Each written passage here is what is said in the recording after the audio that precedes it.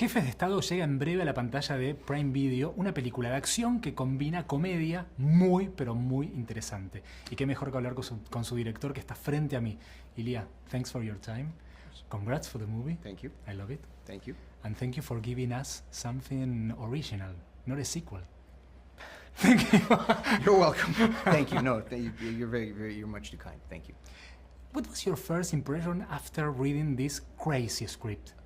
I'll be honest, there was no script when I joined. There was a script they didn't want to show. Okay. And they were like, we have a script, but why don't we start with the pitch?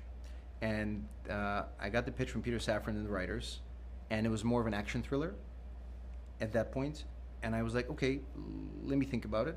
And I think it took me a day. I was like, I don't want to do an action thriller, because I've done that. I've always loved comedy. I was like, I think, yeah, okay, you also have John Cena, which immediately, like, you have the potential to lean into that. And I thought, you know what, if you make the President of the United States an ex-movie star, that gives a great comic perspective, and then it becomes Planes, Trains, and Automobiles. I can never pronounce the name. Planes, Trains, and Automobiles. Planes, Trains, and Automobiles, mixed with Midnight Run, shot in a contemporary Mission Impossible kind of, sort of way, and a contemporary look. And that clicked for me immediately. I was like, all right, it's a buddy movie. And it's a non-synthetic warmth buddy movie, the stuff I loved in the 80s and 90s as I was growing up. I thought, this is our opportunity to do that. This will be a huge blockbuster, but it's going to feel very real in terms of the characters are going to be larger than life, but they're going to be in real situations. They're not going to be, I don't know if you know this, but they don't joke around when the bullets are flying. They're terrified because they're not ready for what's happening. So I didn't want them to be like, you know, tough guys throughout. They get there. There's a path. There's a bit of a hero's journey, but it all just made sense to me. As soon as that clicked, I was like, I've always loved those buddy movies. Like, who else, you know, Suicide Squad, right? Idris and John together, we know it's magic, thank you, Mr. Gunn. And to put them in this thing just made so much sense. The film starts with action. Was that the opening you always wanted? Yes, it started, I think the original plan was, I think it was the Holy Festival, I don't know how to pronounce it, Holy Festival in India, you know, with the dry paints. Yes. And I was, because it's PG-13, I was like, you know what I'm gonna do? I'm gonna hide the lack of blood by putting a lot of tomatoes. And tomatoes is the Tomatina Festival, which I always found very exciting. I think I've only think of one movie that used that for a little bit. I was like, we'll do a great scene, you know, with tomatoes and all that stuff, and it's gonna feel, it's a bit of a James Bondian intro. You wanna start with an exotic location, something we haven't seen before, and wanna keep it very, I like the idea of films that, well, not the idea of films, but I love when films grab you and they just hold you for an hour and a half, an hour 45, 2 hours, 3 hours. The longer you go, the harder it is. But I just wanted to have very, so I told, I think when I pitched, I said an hour 45, you know, with credits. So I think it's like, we came very close, but I needed that beginning to just be a real, it's called a grabber for a reason, because that's what you're supposed to do. I think we did that, so. Ilya, what was the wildest day on set? Oh boy. I think it's actually the hardest, I don't know about the wild, the hardest was the beast chase. Okay. Interiors, not the exterior. The exteriors were a little bit, it's cars, things blowing up. It's a bit of like, I'm a kid standing there, we have a fire truck. I remember, you know, we're about to shoot the fire truck. We have one take, the fire truck, it's on fire, it's gonna go through a boat, crash. And I remember standing there and going like, I remember a year and a half ago thinking, wouldn't it be cool to have a fire truck on fire crashing through a boat? And everyone's like, that's cool. It's a very sort of, very, in a lovely way, a childish approach to coming up with things that would wow you.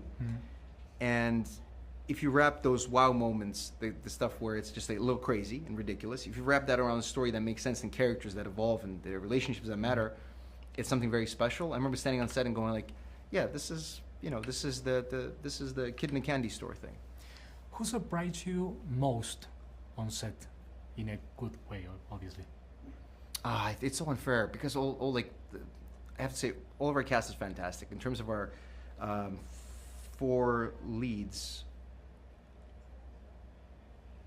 I really can't pick one because Idris, who for some reason thinks he can't improvise, can improvise magnificently, and I love that he's very humble about it.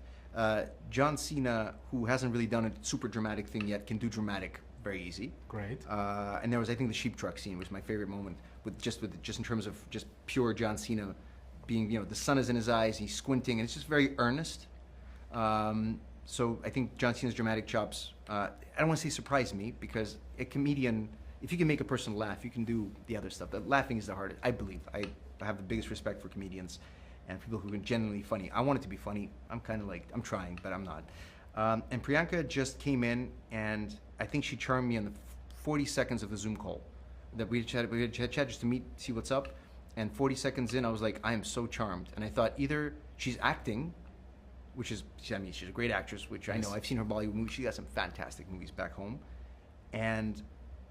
Or she's genuinely charming, and we're gonna have a great time. And it was the latter, where she showed up.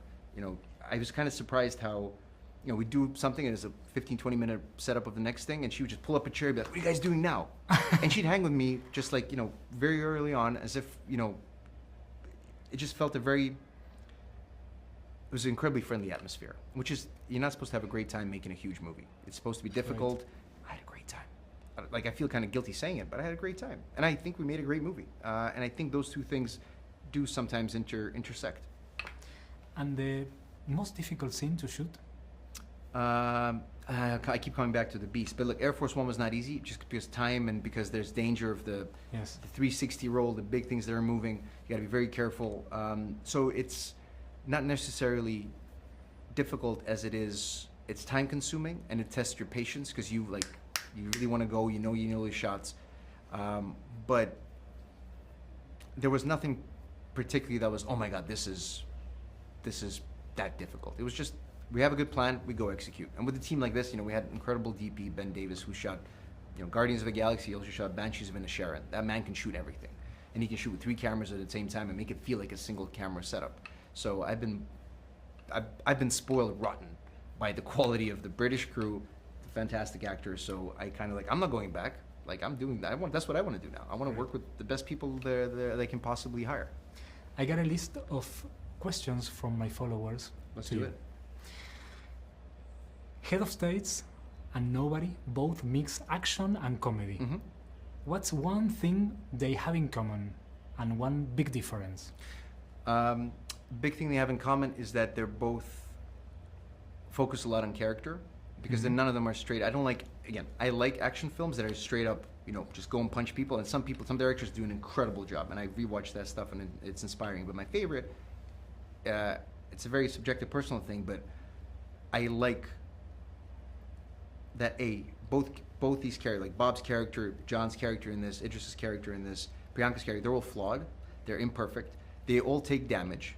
Like, the reason the bus fight works so well, not just because it's fun, great action, but because you see that the character is not having a good time. He's not a knife through butter. He is getting hurt, and same thing here. Our guys, they're not making jokes when the bullets are flying. They have their banter in between, but when the bullets, they're terrified. They're absolutely terrified. And I think that becomes incredibly funny. So the comedy, whereas in Nobody, it was very kind of gentle, and I remember just looking at the script and just inserting it. It was very natural in terms of, like, it just crept in by itself, because I think I just love comedies, and I gravitate towards that, where here it was more of a goal to make people laugh.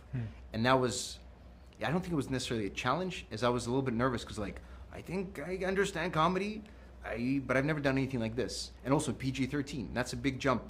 I can't rely on the crutches of explosions and explosions there, but the violence and the blood, I was like, I'll make the punchiest PG-13 movie possible. And I don't know how you felt, but I'm very proud. It feels like we didn't really pull much back. So yeah. If Head of State was turned... That's the sequel name. Yeah. Well, Head of Stone. Head of Yes. Stone. If Head of State was turned into a video game, who would have the best power and why? Oh, I think John John Cena would have the biggest jump from regular to mega powered. Okay. I think Priyanka's character would become 5 times quicker, and I think what would Idris do? Idris. That's a great. Now I'm puzzled. Now I'm puzzled. We're running out of time. I think Idris would start just making you feel horrible, because when Idris talks, because he's got, you know, the suave British demeanor, and the fact that, you know, he's very, to me, he's like, he should have been James Bond, in my humble opinion. Yes. He can just look at you. I got it. It's the look, the Idris look. He would just look at you, and all the enemies would just go. Okay. Yeah. It's good. Well, thanks for your time, and congrats for the participation in the movie. Thank you so much. Si te gustó este video, dale like, compartilo en tus redes sociales y suscríbete a mi canal.